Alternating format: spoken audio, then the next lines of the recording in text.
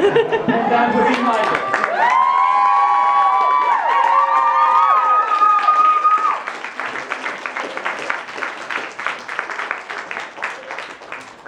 So, I hear that a lot of people are interested in my life. So much so that there are books written about me. So I'm just going to reach into my pen sleeve and see what exactly is being said. So,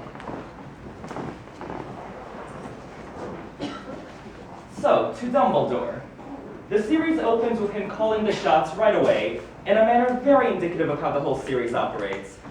Hours after an incident occurs, the murder of Lily and James Potter, Dumbledore has a plan in motion to respond. Always.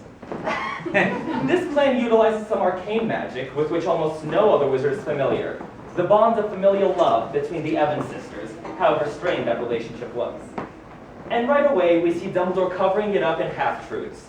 He tells McGonagall that Harry was going to the Dursleys purely to escape his own celebrity. I mean, omissions. We will come to see this as classic Dumbledore. Plausible, even somewhat true, but nowhere near the whole truth. In fact, less charitable readers might call Dumbledore a hypocrite on the subject of honesty. Nah. He tells his students, "It is my belief, however, that the truth is generally preferable to lies." Yeah, that's what you teach children.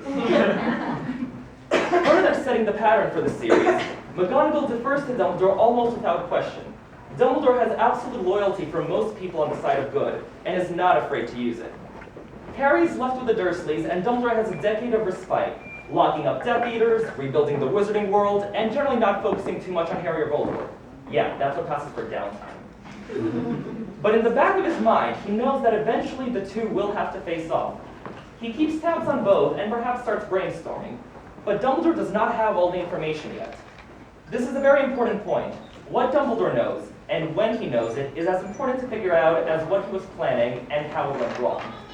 Many fans operate under the assumption, created by Harry and Sorcerer's Stone, that Dumbledore is magically omniscient. He is nothing of the sort. True. He just has a lot of knowledge and an incredibly impressive analytical mind. We will see both at work throughout this book. So he can relax through the 80s, but when 1991 rolls around, both Harry and Voldemort re-enter the picture.